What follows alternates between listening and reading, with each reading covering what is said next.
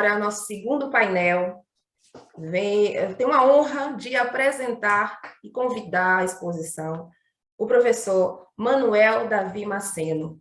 Como eu já conversei inicialmente com vocês, ele é um dos maiores expoentes nessa área de cibersegurança, cybercrime, segurança informática. É uma honra tê-lo aqui conosco, nos bastidores aqui, antes com a doutora Viviane Maldonado, doutor Oscar, e todo mundo dizendo, nossa, doutor Manuel, você está aqui presente. Então, assim, a deferência a doutor Manuel é muito importante, então, para mim, em nome da comissão, é uma honra tê-lo aqui conosco.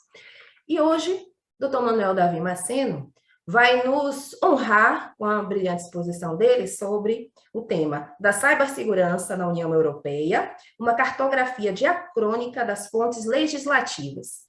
E doutor Manuel Davi Maceno, um breve currículo, né, porque senão eu ficaria o dia inteiro aqui falando dele, mas ele é professor adjunto e encarregado de proteção de dados do Instituto Politécnico da Beja, em Portugal, onde também integra as cooperações dos laboratórios UBNet, de Segurança Informática e Cybercrime, e também do mestrado em Engenharia de Segurança Informática. Doutor Manuel, muito obrigada. A palavra está com... Bom dia aí, boa tarde aqui. Eu não vou comentar muito. O que se passa aí com colegas, com amigos, é que nós estamos nisto há muitos anos. Eu, quando cheguei, ainda em off, cumprimentei a doutora Viviane, nos vemos há tempo, que esta pandemia fez-nos muito mal. Ainda estou esperando pela oportunidade da minha 26ª ida ao Brasil para palestrar. E também o Marcelo ainda não estava, o Renato. E eu tenho trabalhado várias temáticas. Muito em proteção de dados, publicado por aí. Ultimamente também tenho publicado sobre regulação de inteligência artificial, sobre dados não pessoais. Mas há se a memória não me falha, o desafio de tratar de cibersegurança foi vosso. E, efetivamente, é uma das áreas menos trabalhadas. A própria literatura jurídica europeia, e quando digo europeia não digo apenas portuguesa, porque Portugal é só um cantinho, é extremamente escassa. Embora as fontes europeias já sejam amplas, diferentemente do que acontece no Brasil. Quer dizer, o Brasil tem lacunas evidentes em termos regulatórios. Porventura, a mais visível, pelo menos para quem olha desde fora, é a da cibersegurança. Quer dizer, estão em andamento iniciativas no âmbito das políticas públicas, mas não ainda da cibersegurança, pelo menos em termos gerais. Eu irei compartilhar tela, porque eu não gosto muito de conversa. Não vou dizer... Vocês estão vendo, não? A doutora Érica? Estamos sim, estamos sim. Estão vendo o primeiro slide? Capa, passa. Sim, a capa. Bom, perfeito. E vamos andar, o tempo é escassíssimo, é tão escasso que eu esta matéria leciono em mestrado desde 2010, daí a componente também diacrónica, e isto leva-me por volta de 15 horas, nunca menos de 15 horas de aulas de mestrado.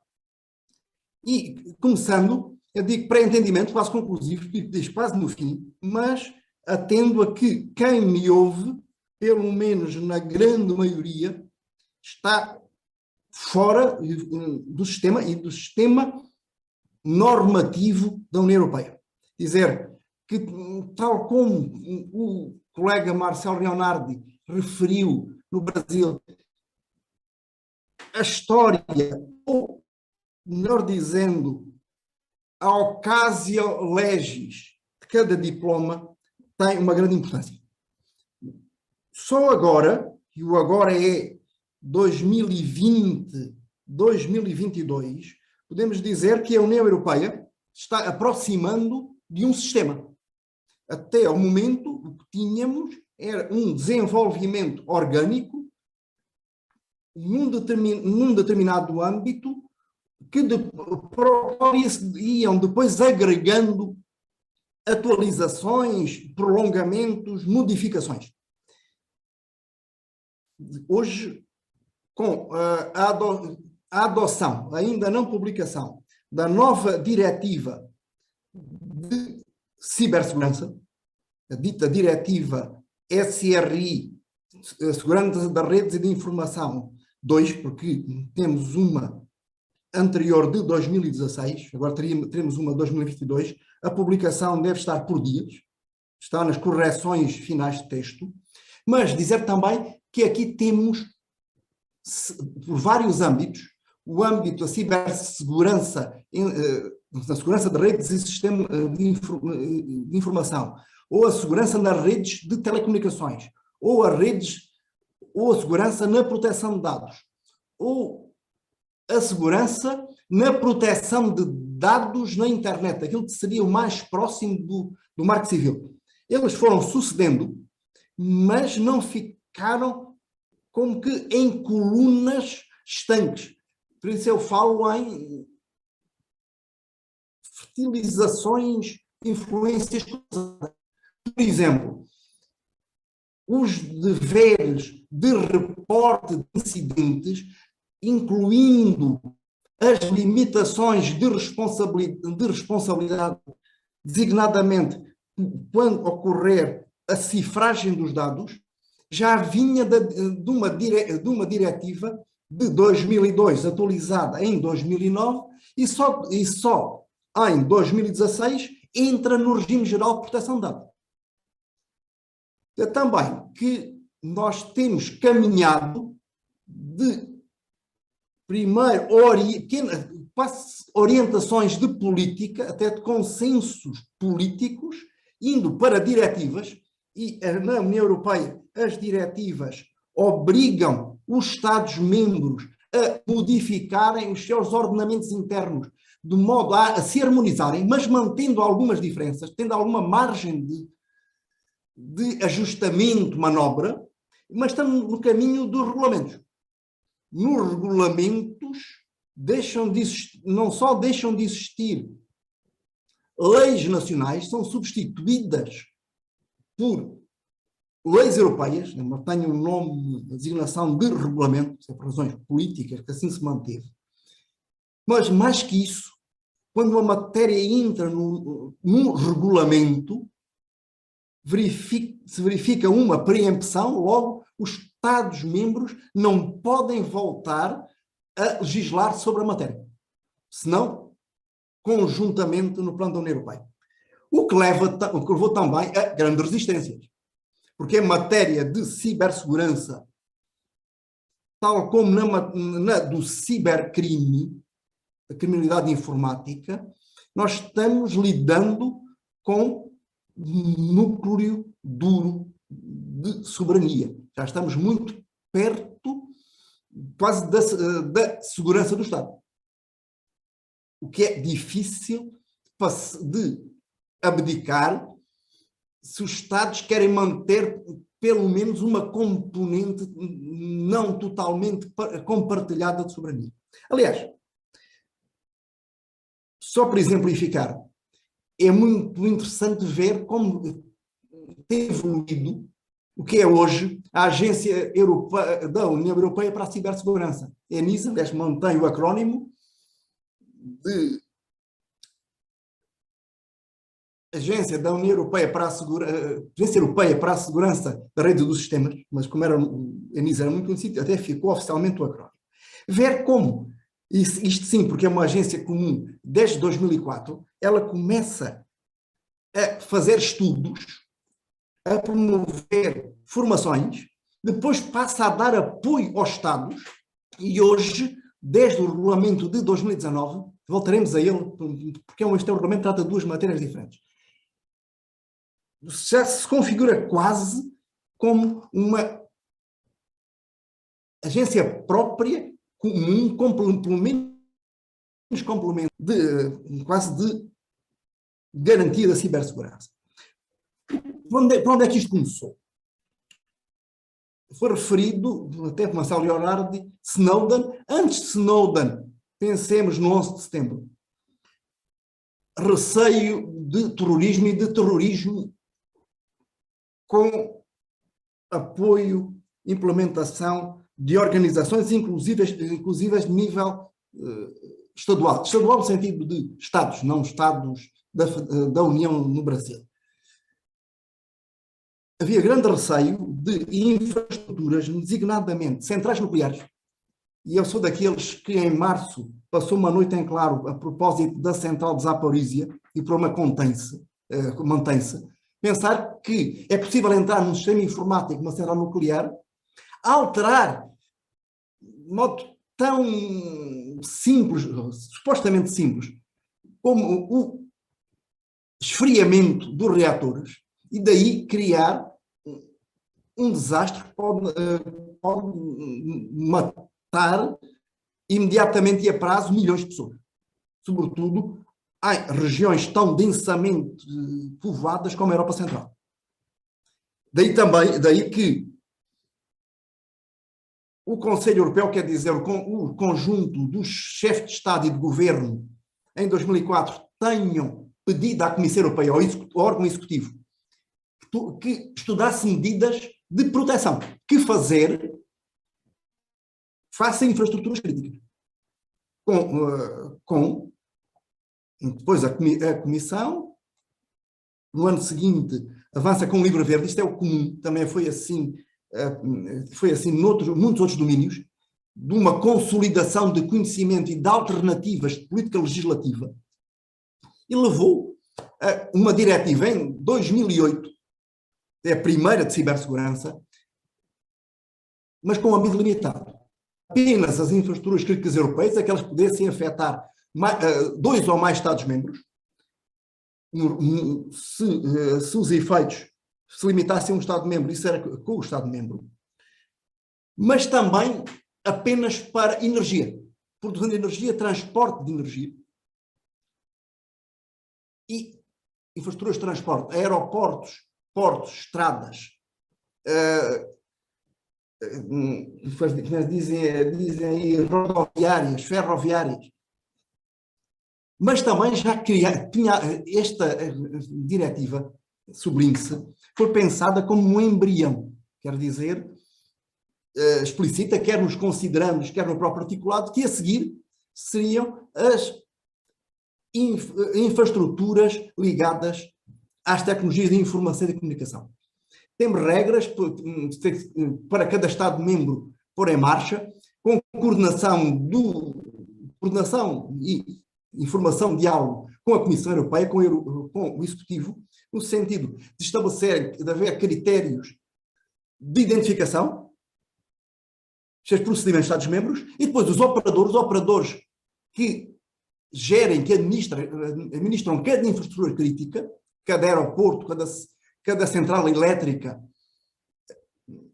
para dar conta de exemplos, haver também, com base em parâmetros comuns, planos de segurança e agentes de ligação com contacto permanente para reportar incidentes e para permitir respostas, inclusive respostas integradas nos vários Estados-membros. Basta pensar que uma infraestrutura crítica esteja no norte de França, ou na Bélgica, facilmente abrange 3, 4, 5 Estados-membros e dezenas de milhões de pessoas. Um grande salto qualitativo, e vamos saltar, depois já veremos, resultou da pandemia. É que se deu para entender, na primavera de 2000, quando estávamos todos dependentes das redes. Não é só para as palestras,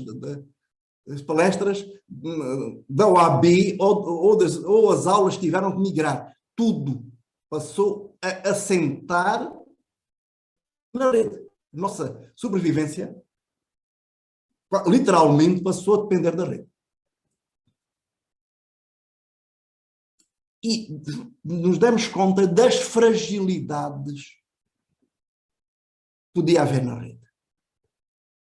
Que a própria vida em sociedade estava dependente da continuidade, da resiliência desta desta rede.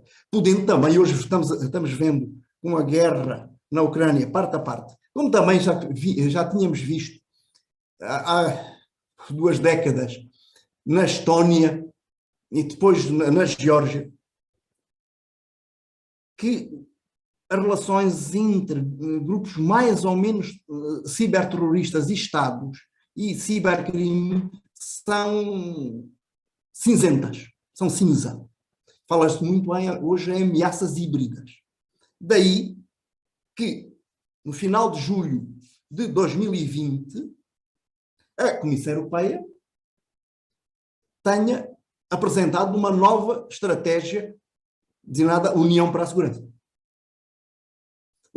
Apontando para, escrevi aqui no slide, uma mudança geracional, um salto qualitativo muito importante.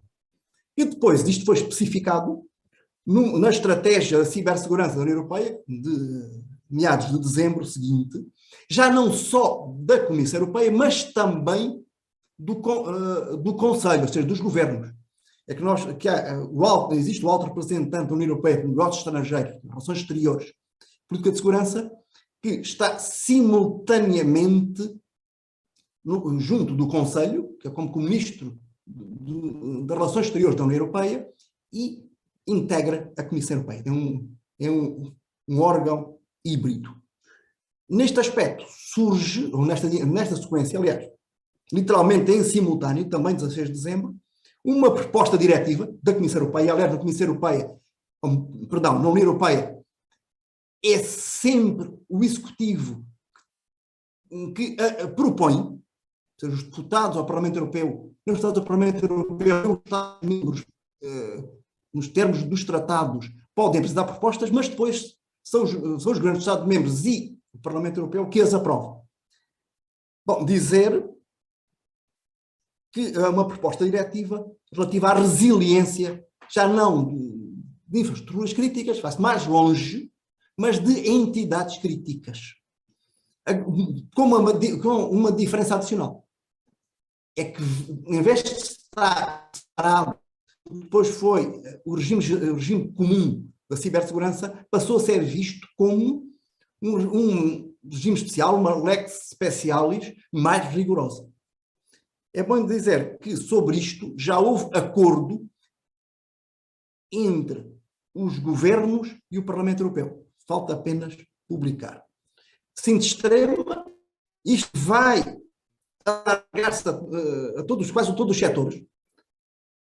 Vai para a saúde, vai para o setor financeiro, vai para as cadeias de fornecimento alimentar, para o fornecimento de água, vai até às águas residuais, vai até ao esgoto, porque tudo isso é essencial à vida.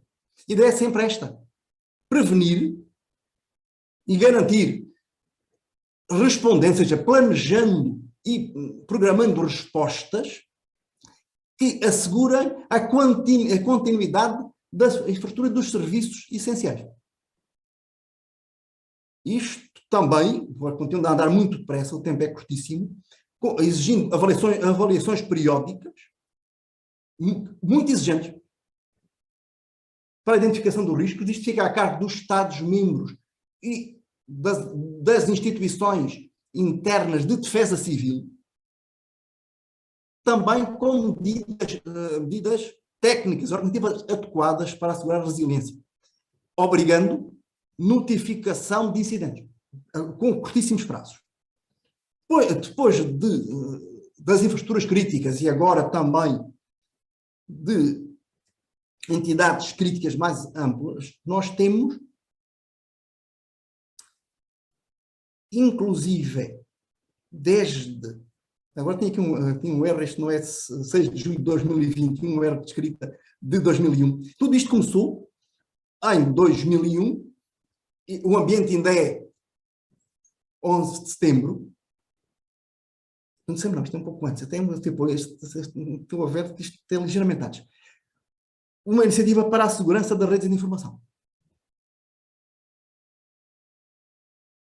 que se concretizou numa estratégia de 2013, 7 de fevereiro de 2013, mesmo, na mesma altura em que foi proposta, que é hoje, a diretiva relativa a medidas destinadas a alcançar um elevado nível comum de segurança da rede de informação entre os Estados-membros.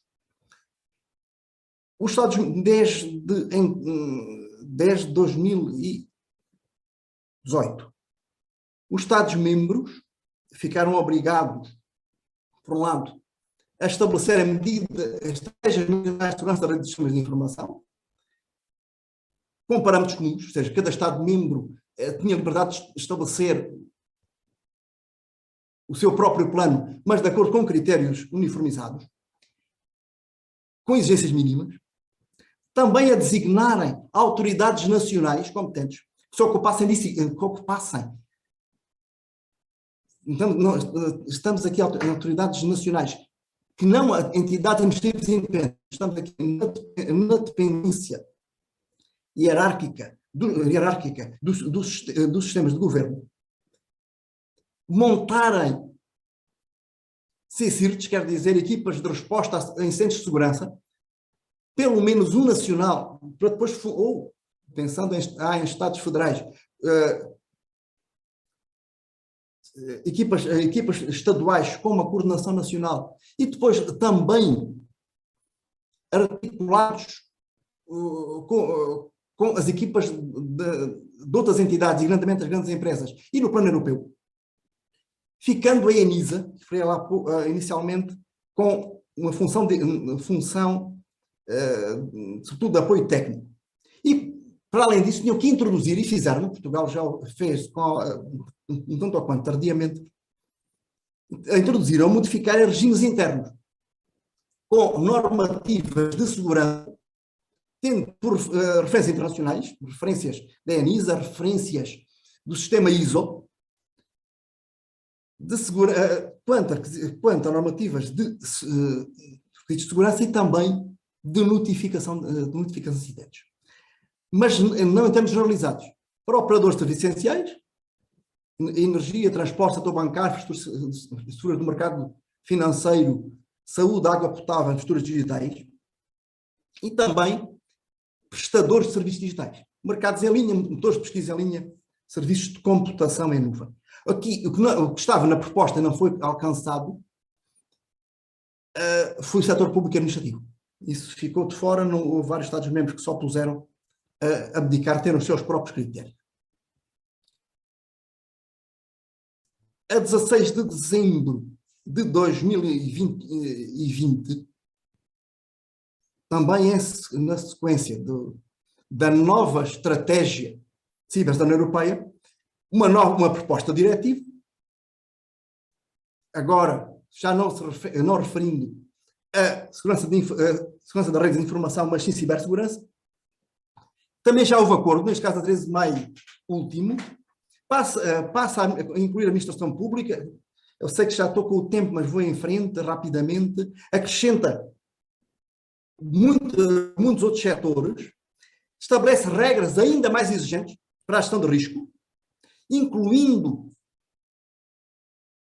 a responsabilidade pela compliance dos fornecedores e nas cadeias de abastecimento, regras exigentes ainda que simples, para serem mais ágeis, de notificação de incidentes, e algo que é realmente novo, responsabilização direta dos gestores topo das organizações pelo incumprimento, quer dizer, a responsabilização administrativa e civil, agora gostava de ver ainda o texto que ainda está por publicar exatamente, irá ser não só das organizações, mas também dos gestores. E requisitos mais rigorosos para os Estados-membros. Depois também temos, para terminando, regimes setoriais, nomeadamente o que vinha assim desde 2009 para as telecomunicações. Ele entrou em 2018, neste de 2009, para as telecomunicações, passa a abranger os OTT, os serviços over the top. Agora, nova mudança, como tudo passou a ser sobre o digital, O que temos é que a nova diretiva absorve e elimina o regime que até agora diferente das comunicações eletrónicas, das telecomunicações. Também temos aqui a resiliência de entidades críticas, passamos. Setor financeiro. É uma matéria que me é especialmente cara. Eu já recentemente lecionei na pós-graduação sobre fintechs da Faculdade Nacional de Lisboa, exatamente sobre segurança das fintechs. Passamos a ter um regulamento novo, o DORA, também já houve acordo esse 11 de maio, que vem substituir no que toca designadamente à segurança, e aí pensar no Brasil, segurança no PIX, segurança nas caixas eletrónicas do supermercado, na consulta de contas, tudo isso que estava, ainda está, na diretiva dita PSD2 de 2015, passa a estar neste novo regulamento DORA, que abrange bancos, seguros, a gestão de ativos financeiros e também todas as fintechs. Continuam a haver regimes transversais, não se mexeram. No que toca à identificação, às assinaturas, aos selos eletrónicos, e também a questão da certificação. Eu falei-vos que o regulamento da ENISA 2019 tinha uma outra parte, ele trata a ENISA, mas também trata de regular um sistema europeu de certificação de produtos digitais, não pensar sobretudo, sobretudo software, mas não só, também hardware num contexto de internet das coisas, tais sensores que até Marcelo Leonardo e o Renato Opissebund referiram, de produtos de serviços e de processos. E, claro que já vai se manter, não deve ser necessário mexer a diretiva de 2013 sobre ataques a sistemas de informação. Bom, vai continuar de uma forma, que é uma treva dizer, ortogonal, ou seja, que não encaixa, e continuará como um ius próprio, diferente, talvez um pouco diferente da LGPD brasileira. Quer dizer, este último ponto eu não vou me desenvolver, tenho várias publicações aí no Brasil, inclusive é sobre segurança da informação na justiça. Pensar que a segurança na proteção de dados não vai se articular com a segurança da informação. Até porque uma exigência, inclusive é constitucional na União Europeia, é da independência do regulador, para a qual o Brasil, como medida provisória muito recente, deu mais um passo. Isso quer dizer, mesmo em termos de segurança, isto não fica no âmbito da responsabilidade do Poder Executivo, nenhum Poder Executivo. E, bom, e é assim, temos aqui um microesquema, para além do RGPD, alguns colegas aí, é muito estranho para nós, falam em GDPR, se quisessem, usassem o acrónimo alemão, porque isto não são nem os Estados Unidos nem a Inglaterra que têm a relevância em proteção de dados, não são referência. Portanto, com o devido respeito, dizer GDPR é frescura. Dizer também que nós continuamos tendo, neste caso, enquanto não sair nas negociações do novo regulamento dito de e-privacy, agora estamos a usar em inglês, fiz de propósito em inglês, de proteção da privacidade das comunicações eletrónicas, das telecomunicações, aquilo que ainda está, gosto de dizer como lei especial, no Marco Civil, uma diretiva que passou a estar no microsistema do RGPD, estava na diretiva de 1995, também temos outros. Por exemplo, que existe um PL, e eu preferi uma conferência para um congresso no Rio de Janeiro em julho, também referindo, de proteção de dados na justiça criminal. Que, aliás, está expressamente previsto na LGPD que exista. Depois temos uma matéria, que há uns meses orientei uma dissertação aí no Brasil sobre os dados PNR, os registros de identificação de passageiros de transportes aéreos, que há muito tempo que a vossa agência dos transportes aéreos repassa para a Polícia Federal. sem suporte legislativo mínimo. Eu sei que muito provavelmente passei o tempo, mas esforcei para ser o mais sintético possível. Esta matéria desenvolvida, como vos referi inicialmente, corresponde a umas 5 aulas de 3 horas cada. Obrigado pela vossa paciência. Eu deixei aí à doutora Érica o link para esta apresentação. Perfeito, professor Dr. Manuel Davi Maceno.